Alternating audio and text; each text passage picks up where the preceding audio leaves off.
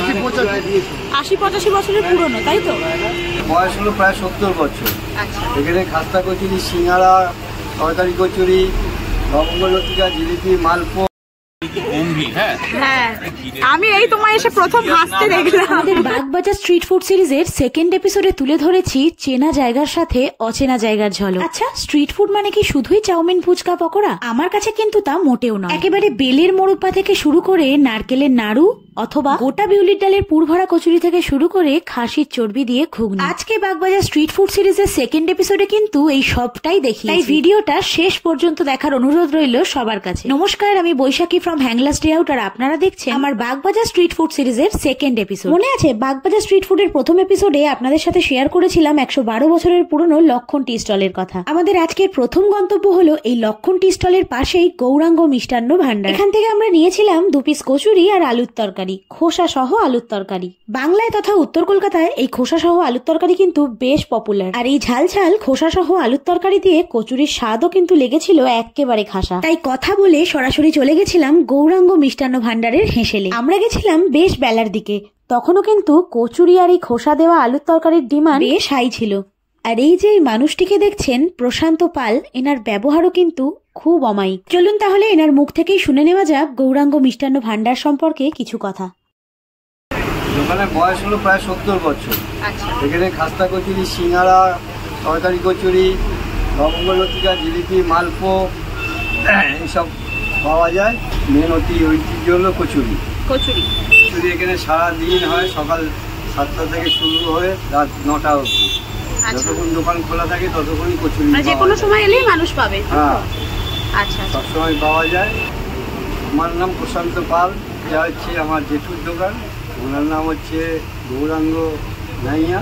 শুনলেন তো, এটা কিন্তু আমার কাছে একেবারেই একটা হিডেন জেম ছিল। হ্যাঁ, আপনারা হয়তো অনেকেই এই দোকানটার সাথে পরিচিত, আবার অনেকে নন। এখানকার কচুরি সত্যিই ভীষণ ভালো লেগেছে, তাই যারা এখানে আগে আসেননি তারা কিন্তু একবার ট্রাই করে দেখতেই পারে। এরপর আমাদের পরের গন্তব্যে যাওয়ার পালা। শুধু মিষ্টি মুখ করার জন্য মিষ্টি খাওয়া নয়, মিষ্টি ছাড়া একান্তই যাদের চলে না, আমার আজকের এই হিডেন জেমের খোঁজ তাদের জন্য। বহু প্রচলিত মিষ্টির সাথে সাথে এখানে এমন কিছু মিষ্টি পাওয়া যায় যেটা আপনি সচরাচর কোনো মিষ্টির দোকানে পাবেন না। হ্যাঁ, আমি বলছি শ্রী গোবিন্দ ভান্ডারের। এখানে চন্দ্রপুলি, কোকো বরফি, মুগের লাড্ডু থেকে শুরু করে নারকেলের পাটালি, বেলের মোরব্বা সহ নানা রকম চেনা অচেনা মিষ্টি পাওয়া যায়। আমি এখান থেকে নিয়েছিলাম বেলের মোরব্বা। মনে আছে অনেক ছোটবেলায় খেয়েছিলাম, তখন এসব প্রায়ই পাওয়া যায়। অনেকদিন আগে গেছিলাম এখানে, তাই দামটা আমার এক্সাক্ট মনে নেই, সম্ভবত 30 টাকা মতো নিয়ে। খেতে বেশ ভালো ছিল।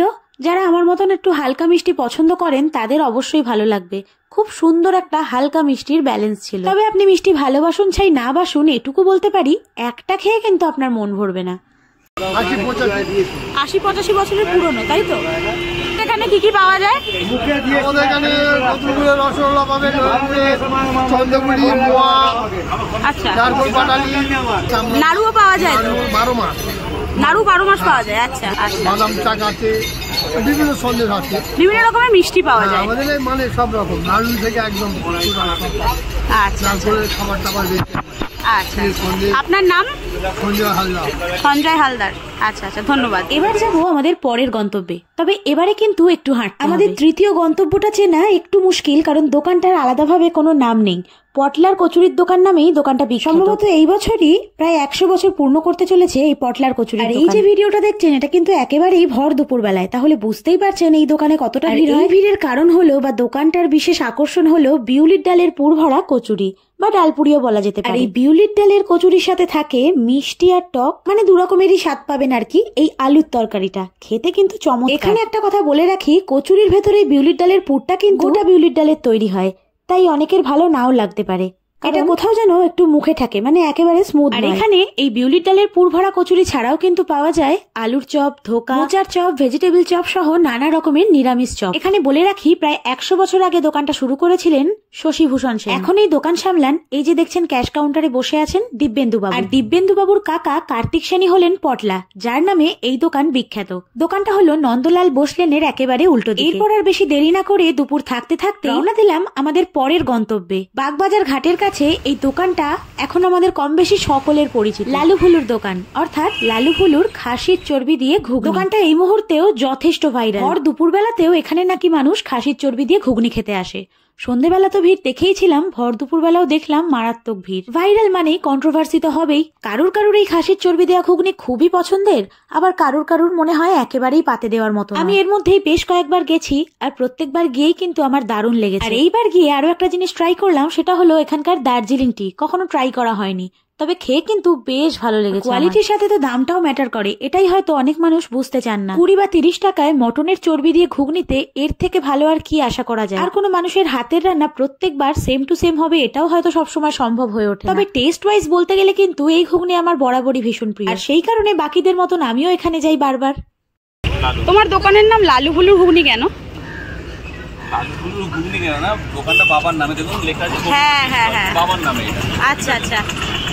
বাবা তো বেঁচে নেই, বা বাবা অতটা দোকানে বসে না, কম বয়সী ছেলে মেয়েদের আড্ডা, ঠিক আছে, আমাদের বেশি চেনে। এবার লালু হুলু দোকান, আমাদের দামটা একদম ব্র্যাকেটে করা রয়েছে, লালু হুলু ব্র্যাকেটের ভেতর। আজকের মতো আমাদের বাগবাজার স্ট্রিট ফুড সিরিজের সেকেন্ড এপিসোড কিন্তু এখানেই শেষ। আবার হয়তো খুব তাড়াতাড়ি ফিরবো বাগবাজার স্ট্রিট ফুডের নতুন কোনো এপিসোড নিয়ে। আর আজকের এপিসোডের কোন পার্টটা আপনার সব থেকে বেশি ভালো লাগলো কমেন্টে জানাতে ভুলবেন না। আপনার সন্ধানে বাগবাজারের এরকম চেনা অচেনা কোনো দোকান থাকলে আমাকে জানাতে পারেন, আমি অবশ্যই এক্সপ্লোর করবো আর সেটা আপনাদের সামনে তুলে ধরবো। আমার বাগবাজার স্ট্রিট ফুডের সেকেন্ড এপিসোড ভালো লাগলে লাইক কমেন্ট শেয়ার করতে ভুলবেন না। আবার খুব তাড়াতাড়ি দেখা হবে নতুন কোনো ভিডিওতে। টিল দেন টাটা, সবাই খুব ভালো থাকবেন।